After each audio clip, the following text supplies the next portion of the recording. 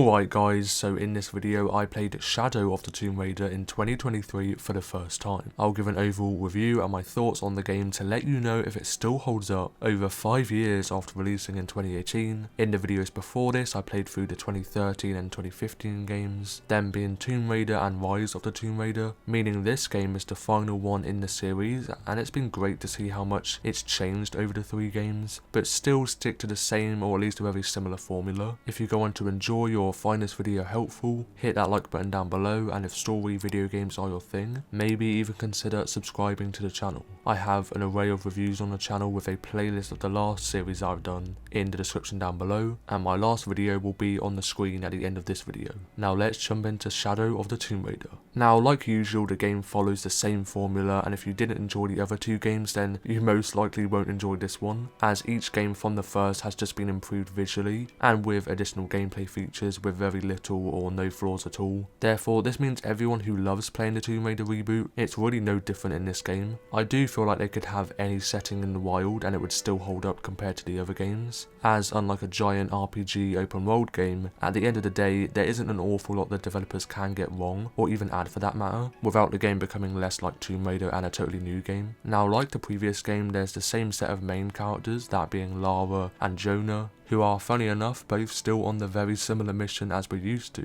that being them still trying to track down and stop the Trinity, who, if you don't know for whatever reason, maybe you haven't played Rise of the Tomb Raider, they're a military group on the same journey as Lara, as in trying to find the Lost Kingdom and steal Lara's artifacts she's trying to find and research. Now what I'm probably the most glad about is how the developers have almost completely removed the building up of gear and resources, or at least toned down a bit compared to the previous games. And what I mean by this, as I mentioned in my last review, where the game seems to always prompt you to collect resources and find tools and weapons which we already unlocked early on in the game before, as in we're starting all over again and Lara is a beginner when she clearly isn't, and I'm glad that this is presented more in Shadow of the Tomb Raider. There is a small moment early on where you have nothing to start off with, similar to before, and you will need to collect resources to get your gear. However, this is a very small moment, and I would say this is an exception as you do lose your gear in a certain situation, which I won't say, and that's about it, so really not much compared to before, which is a big improvement. This is also tied in terms of gameplay and mainly combat, where it clearly shows that Lara is very experienced now and not as scared in many situations throughout the whole game, where she's much more fast paced in not only gun combat but also stealth, where it's much more smoother and easy to handle when sneakily taking a group of people down, which was a little more difficult and slow in the previous games, as well as many cutscenes when Lara, with or without Jonah, is seen as more brutal and focused. There is one moment where she's fighting off a jaguar. As you can see by the gameplay, it's pretty crazy. Overall more of a stronger character, which makes sense. The overall setting of Peru and Mexico are much more detailed and varied. Although the majority is jungle, it never feels the same, and it's clear that the developers put an awful lot of effort and time into the whole environment. It's probably my favourite setting out of the whole trilogy, just in terms of the colour, as well as the gameplay mechanics being intertwined into the world, where the environment can be used in many ways to, like usual, traverse around the map, but also with many new features in parkour that uses the areas such as wall running to gain momentum, allowing you to jump over larger gaps or other ledges that are too far to reach. This also adds a bit of a challenge, as there was more times than I'd like to admit where I did mess up and fall, whether that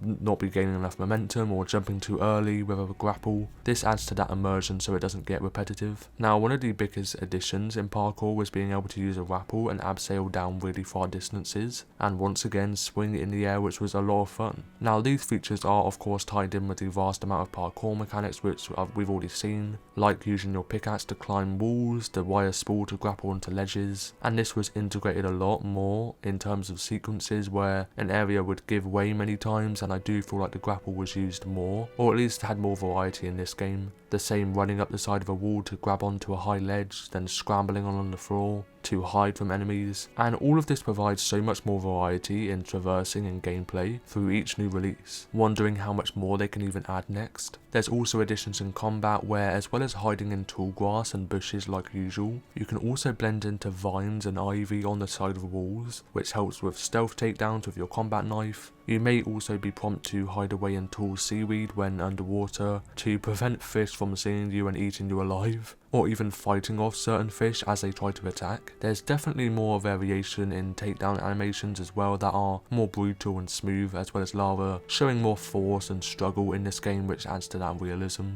Now I do want to mention how there's more cutscenes and moments that tend to relax a bit and stray away from the action and focus a little bit more on not only Lara as a person and her emotions, but also her relationship with Jonah, where I know their friendship was focused on in the last game. However, it's heavily upgraded in this one, which was nice and allowed for more of a showcase of the two main characters to connect them more. There is focus on side characters and NPC interactions, not anything crazy as they're only small conversations in the hub areas. They are also new in this game where you can come back to points and they're filled with NPCs and different merchant shops and upgrade stations to customize your loadouts, as well as Lara's own camp like usual. It allows for more interaction with other people, and for anyone that likes to explore and dive deeper into the game, it gives more depth to the smaller characters you see passing by that you can stop and talk to at any time. The hub and the camps are also more helpful due to the upgrades in the reward system and the items you unlock. This can be for your gear and can be used in many different ways and allows for more varied rewards. You trade the gold pieces you collect, which are very resourceful and common, obviously depending on the difficulty you choose, which can always be adjusted to your playstyle much more by decreasing and increasing the sections of resources, stealth and combat. Overall, the resources are quite common to find though, and the merchants offer a good selection, which helps a lot for those times when you might not have the right materials to craft a certain item, so you can always buy salvage parts and herbs and ammo,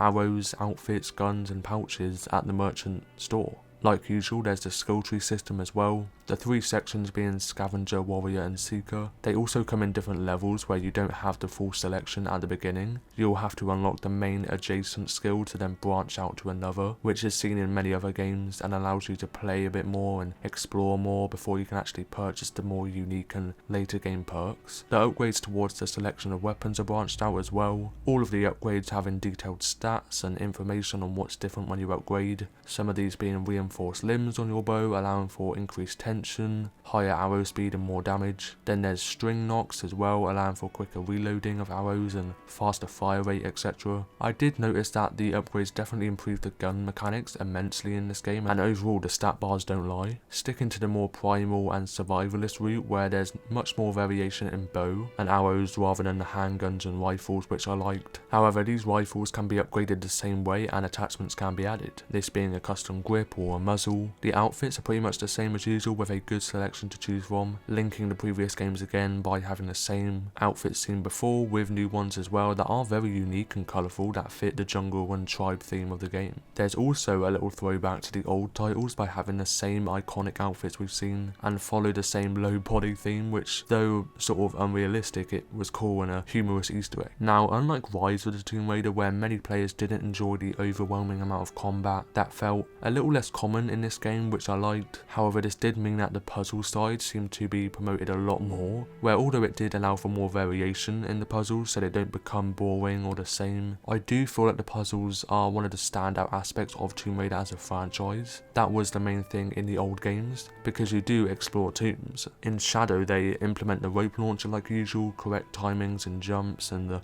stopping of wheels and objects, where you do have to be a bit more precise and quick because there's many fast-paced areas in the puzzles. Overall, there's much more difficulty it seemed like, which adds to that challenge if you're up for it. In the end I do get there, but for me there were a lot of frustrating moments in the puzzle sequences where I know some may love, as we didn't see this much in the last two games. I think it's just because I wasn't used to this variation, which means you do have to think a little bit more. There was also a few areas where the puzzles were very clunky and buggy that took away from the immersion, but overall I'm glad that there was many aspects of the puzzles that were promoted and focused on a lot more in this game. Once again, does allow for that change in pace. On the topic of performance, there was the occasional FPS drop when exploring a new and big area. Not anything crazy, the animations and everything from parkour, takedown, shooting are all much more smooth to play, and of course, like always, the game just keeps getting better than before in terms of the incredible visuals and graphics that look fantastic in the bigger areas and landscapes. And as I mentioned, the setting is probably my favourite. There were lots of times where I just had to step back and can appreciate the view and world of the game. Now, I do believe that's where I wrap up my review of Shadow of the Tomb Raider. As usual, it's of course going to feel like the very similar, or if not the same game, because it's always following that simple yet so engaging formula, where even though I've played so much recently from going through and reviewing each game in order in the reboot, I still wasn't bored, and I think that says a lot about this series, where I'd recommend anyone who's starting out for sure, but even if you've yet to try it out, as although it's not the most complex and monumental game in terms of the content, if you played the first game and enjoyed it, where I know a lot of people do, then the whole trilogy is so fun to play and will always be the same yet so immersive, as they aren't gonna overhaul the gameplay and really change the formula, because it will start to feel like a totally new game, as I said. So it's 100% worth checking out, and if you did enjoy or found this video helpful, then tap that like button down below. And if story video games are your thing, then I have various reviews from an array of video games. There will be a playlist of A series in the description down below, and my last video is on the screen now. That's the final game in the Tomb Raider trilogy, so now we move on. If you have any suggestions for any other reviews, whether that be a franchise or a single game, then let me know, and thank you so much for watching until the end, and bye bye.